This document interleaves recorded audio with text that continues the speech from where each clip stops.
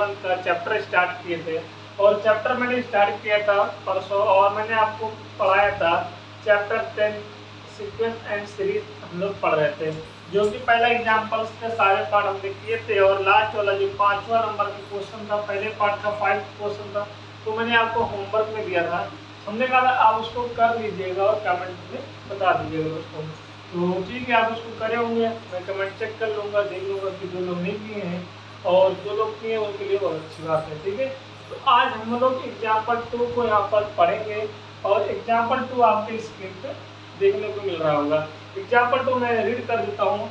मैं फिर से आपको बताना चाहता हूँ कि जो क्लास 11 का जो हम लोग चैप्टर पढ़ रहे हैं, वो बुक्स का नाम क्या है, एसएससी बोर्ड का बुक्स होता है, एमएस अकबर बुक का नाम है, उसी बुक्स का हम लोग यहाँ पर पढ़ रहे हैं। तो चलिए आगे हम लोग क्वेश्चन को करते हैं। क्वेश्चन क्या लिखा हुआ है, right the first 4 term of the sequence defined by. आपको क्या करना है, एक आपके पास इक्वेशन दिया होगा, उस इक्वेशन में हमें राइट द फर्स्ट 4 टर्म, पहले से 4 टर्म आपको फाइंड करने हैं। फर्स्ट 4 टर्म का मतलब होता है कि A1, A2, A3 और A4 आपको यहाँ पे फाइंड करना है। तो चलिए हम लोग बिना देरी किए हुए क्वेश्चन को सॉल्व करते हैं। इसका पहला पार्ट हम यहाँ पर आपको उतार देते हैं। an बराबर दिया हुआ है, an इक्वल टू यहाँ पर गिवन है 4n स्क्वायर प्लस का 3। ये चीज यहाँ पर हमारे पास गिवन है। क्या गिवन है, an बराबर 4n स्क्वायर प्लस 3 गिवन है। ठीक है, अब यहाँ पर देखिए ये तो क्वेश्चन है, मैं यहाँ पर लिखूंगा, यहाँ पर मैं लिखता हूँ given comma an equal to 4n square plus का 3। ठीक है, ये गिवन है। अब यहाँ पर राइट द फर्स्ट 4 टर्म निकालना है। राइट द फर्स्ट 4 टर्म आपको निकालना है, तो यहाँ पर पुटिंग 1, 2, 3, 4। ठीक है, हम इस इक्वेशन में पुट करेंगे 1, आपका क्या आंसर आएगा, फिर हम पुट करेंगे 2, जो आंसर आएगा, फिर हम पुट करेंगे 3, फिर हम पुट करेंगे 4। तो हम इस इक्वेशन में n की जगह 1 पुट कर देते हैं। n की जगह पे हमने यहाँ पे n भी लिख सकता हूँ, पुटिंग n इक्वल टू 1, 2, 3, 4। ठीक है, मैंने यहाँ पर पुट कर दिया है। बात क्लियर हो गई। तो an बराबर क्या जाएगा, 4 इंटू 1 का स्क्वायर प्लस का 3।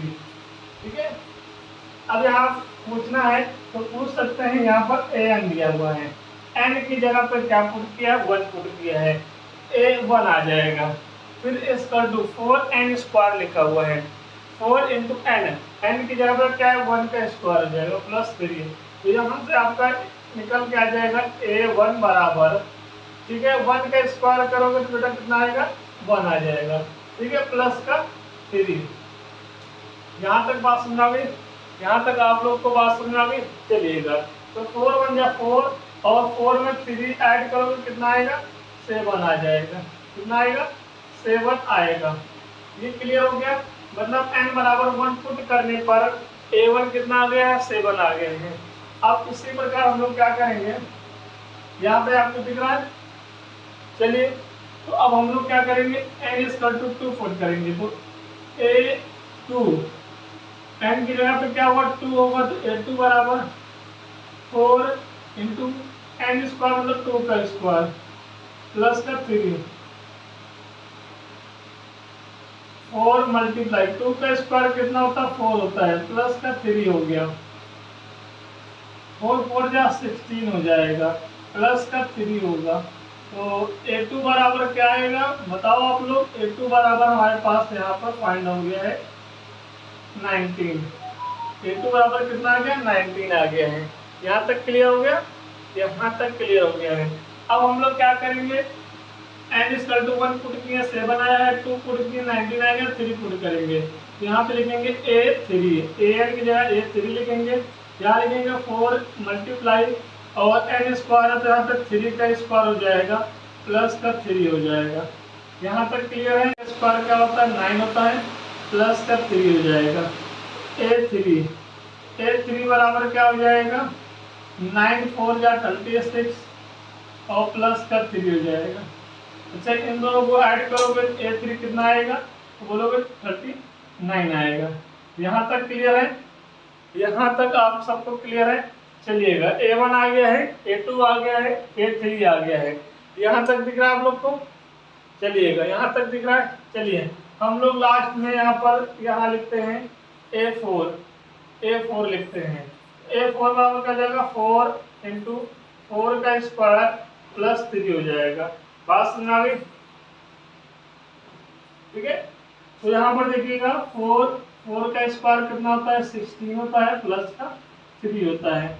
अब हम लोग क्या करेंगे 16 4 या 64 प्लस का 3, तो फाइनली हमारे पास A4 भी आ गया है। A4 कितना होगा 67 होगा। A4 कितना होगा 67 होगा। तो A4 कितना हो जाएगा 67 हो जाएगा। तो यहाँ पर आंसर लिखोगे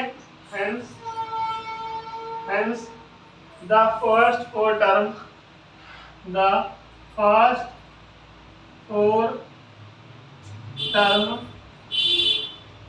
is A1 की वैल्यू क्या है 7 है, A2 की वैल्यू क्या है 19 है और A3 की वैल्यू क्या है 39 है एंड 67। ये आंसर होगा। तो दोस्तों यहाँ तक आपको बात समझ आ गई है। आपको right the first four term चाहिए था और एक क्वेश्चन दिया हुआ था, तो एक क्वेश्चन मैंने उतार दिया है और मैंने क्या किया है putting right the first four term निकालना है, मतलब A1 A2 A3 A4। तो एन की जगह पे मैंने 1 2 3 4 रख दिया है। फिर उसके बाद इक्वेशन में A1 की वैल्यू निकाल लिया, A2 की वैल्यू निकाल लिया, A3 की वैल्यू निकाल लिया, A4 की वैल्यू निकाल लिया। वही क्या है, वही आंसर है। The first four term is 7 19 39 और 67। बात समझ आ गई? तो पहला क्वेश्चन आप लोगों ने यहाँ पर मैंने सॉल्व कर लिया है, इसको नोट करिए। फिर हम लोग दूसरा क्वेश्चन करते हैं। हम लोग करते हैं इस एग्जाम्पल नंबर 2 का हम लोग सेकंड क्वेश्चन करते हैं। सेकंड क्वेश्चन आपको बोर्ड पे दिख रहा होगा, क्या लिखा हुआ है मैं पढ़ देता हूँ।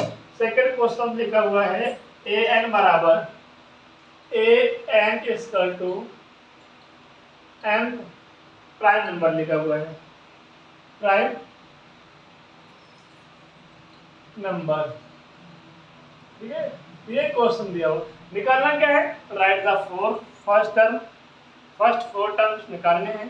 तो अब यहाँ पर दिया हुआ है an बराबर n प्राइम नंबर। ठीक है, अब यहाँ पर n की जो वैल्यू आपको पुट करनी पड़ेगी, n की जो वैल्यू आप पुट करोगे वो प्राइम नंबर होने चाहिए। स्टार्टिंग के 4 प्राइम नंबर होने चाहिए, स्टार्टिंग के 4 प्राइम नंबर होने चाहिए। Putting n equal to 2, first prime number है 3, सेकंड प्राइम नंबर है 5, थर्ड प्राइम नंबर है और 7 फोर्थ प्राइम नंबर है। ठीक है, बात समझ आ गई? बात यहाँ तक समझ आ गई है। अब यहाँ पर देखिएगा, यहाँ पर अगर मैं डायरेक्ट लिखना चाहूँ तो डायरेक्ट भी लिख सकता हूँ, यही आंसर आएगा 2, 3, 4 नहीं होगा 5 लिखा हुआ है 2, 3, 5, 7। यही आपके आंसर भी आएंगे जो n की वैल्यू आप पुट करने जा रहे हो। थोड़ा सा एक्सप्लेनेशन भी कर देते हैं। ठीक है, अगर हम यहाँ पे A2 निकालें भाई, यहाँ पर A2 नहीं होगा A1 होगा। ये फर्स्ट नंबर है, ये सेकेंड नंबर है और ये थर्ड नंबर है और ये फोर्थ नंबर है। फर्स्ट प्राइम नंबर क्या होता है 2 होता है, second prime number, third prime number, fourth prime number. तो मुझे फर्स्ट A1 n की जगह क्या लिखना है, यहाँ पे 1 लिखना है और फर्स्ट नंबर है क्या बताइए, है क्या? तो यहाँ पे 1, यहाँ पर फर्स्ट नंबर 1 प्राइम नंबर। ठीक है, अब देखिएगा यहाँ पर A1 बराबर n की जगह पे 1 रख दिए हैं, तो यहाँ पर भी n की जगह पे 1 आ जाएगा, 1 प्राइम नंबर।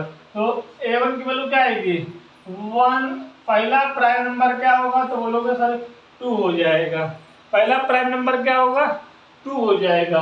इसी प्रकार हम लोग क्या करेंगे n equal to second number रखेंगे, n equal to second number. तो यहाँ पर एक काम को A2 आ जाएगा, A2 यहाँ पर सेकेंड नंबर A2, यहाँ पर n की जगह क्या लिखोगे सेकेंड प्राइम नंबर। अगर नहीं समझ आएगा फिर आपको मैं एक बार फिर बताऊंगा। ठीक है, A2 मतलब A2 क्या है, सेकंड है, ठीक है, सेकंड। तो यहाँ पे n की जगह पे सेकंड रखोगे तो यहाँ पर भी क्या आ जाएगा, 2 आ जाएगा, 2 आ जाएगा, सेकंड प्राइम नंबर। तो अब सेकंड प्राइम नंबर आप आंसर तो दो, आंसर क्या है सेकंड प्राइम नंबर, बोलोगे 3 है, क्या है 3 है, बात समझना गई, क्या है 3 है। A2 बराबर क्या आ जाएगा, 3 आ जाएगा। A1 बराबर क्या आ गया है, 2 आ गया है। तो इसी प्रकार क्या होगा, अगर मैं A3 निकालूंगा तो 5 आएगा और A4 निकालूंगा तो 7 आएगा। बात समझ आ गई, बात समझ आ गई। तो यहाँ पर आंसर क्या आ जाएगा, hence the first 4 prime number prime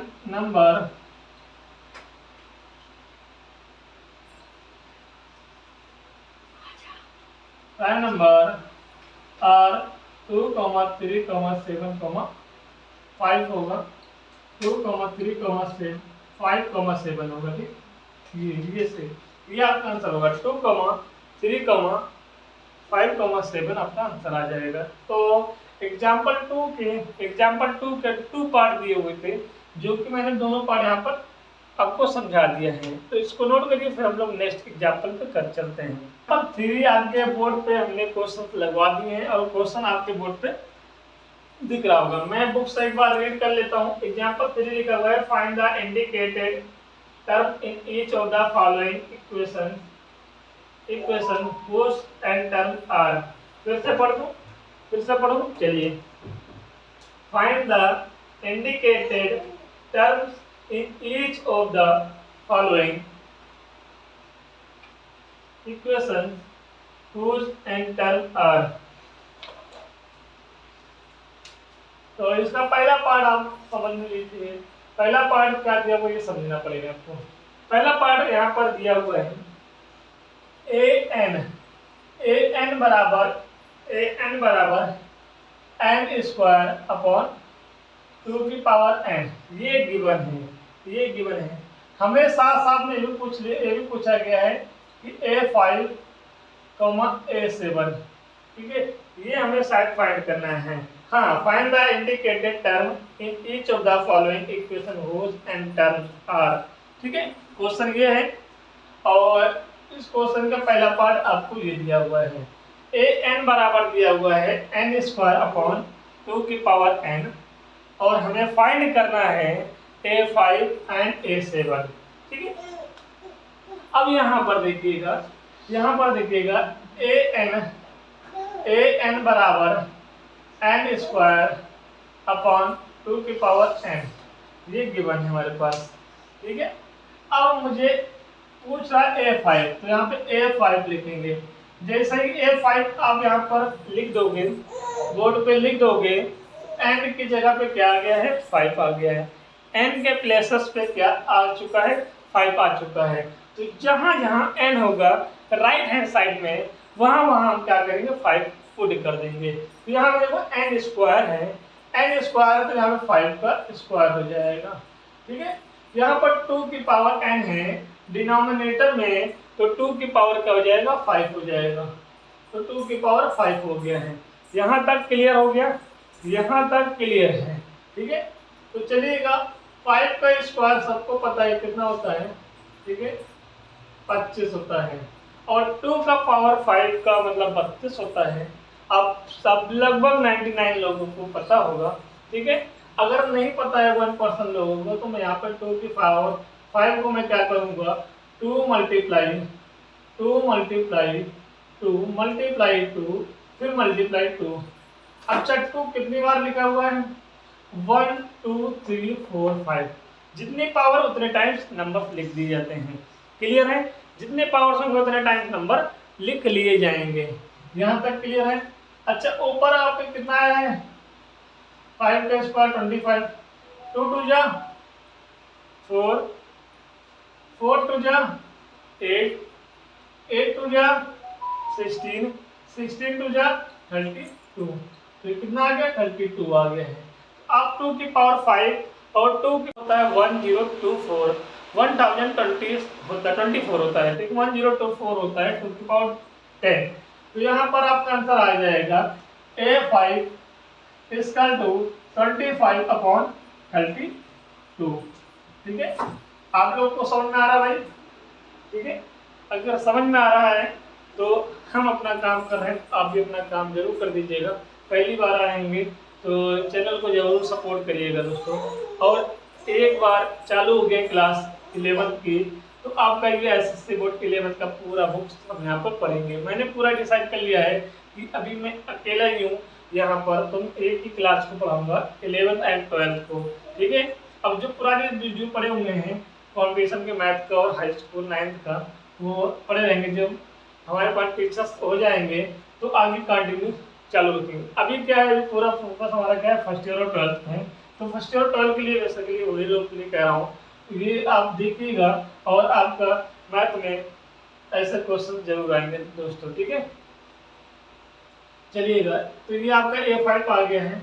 अब क्या करेंगे, A7 निकालेंगे। हम लोग क्या करेंगे, A7 यहाँ पर फाइंड करेंगे। अभी हमने कहा है an बराबर दिया हुआ है, गिवन है n² / 2⁵। ठीक है, तो अगर n की वैल्यू यहाँ पर 7 लिख दिया गया है, n के प्लेसेस पर 7 लिख दिया गया है, तो हम जहाँ जहाँ अब RHS में से n होगा वहाँ हम 7 लिखेंगे। तो n² है तो यहाँ पर 7 का स्क्वायर हो जाएगा। ठीक है, अपॉन 2⁴n है तो 2⁴7 हो जाएगा। बात क्लियर है? बात क्लियर है। अच्छा, n² 7 का स्क्वायर कितना होगा, 49 होगा। और 2⁵7 का मतलब हम इसको 2⁵5 और 2⁵2 भी लिख सकता हूँ। ठीक है, लिख दिया है पर। ठीक है, अब यहाँ पर देखिएगा 49/2⁵5 को हम ऊपर निकाल चुके, कितना आया है, 32 आया। और 2 का स्क्वायर मुझे पता होता है कितना होता है, 4 होता है। ठीक है, तो यहाँ से आपको बात समझ में आ जाएगी। ऊपर 49 आएगा, नीचे कितना आ जाएगा, 128 आ जाएगा। 32 का डबल करोगे तो 64 आता है, 64 का फिर डबल करोगे तो 128 आता है। बात क्लियर है? बात आप लोग को क्लियर है? तो 2⁵7 का मतलब कितना होता है, 128 होता है। A7 का आंसर कितना आ गया है, A7 का आंसर आपका आ चुका है 49/128 आ गया है। तो इस तीसरे एग्जाम्पल का, एग्जाम्पल नंबर 3 का पहला पार्ट हमने करवा दिए हैं। सेकेंड पार्ट हम देख रहे हैं, वो भी आपका इम्पोर्टेंट है, तो इसको भी हम करते हैं। तो पहला पार्ट आपने यहाँ पर लिख लिया है और मैं नोट कर लीजिए आप, और मैं इसको मिटाता हूँ। चलिए, इस एग्जाम्पल 3 का सेकेंड पार्ट हम लोग यहाँ पर सॉल्व करते हैं। अच्छा, सेकेंड पार्ट आपके बोर्ड पे भी दिख रहा होगा, आराम से आप पढ़ लीजिएगा। मैं बुक से देख के उतार दे रहा हूँ। an बराबर an इक्वल टू, गिवन क्या है, n-1, और दूसरे ब्रैकेट में क्या है, दूसरे ब्रैकेट में आपका है 2 - n, क्या है, 2 - n है। ठीक है, ये 2 - n है।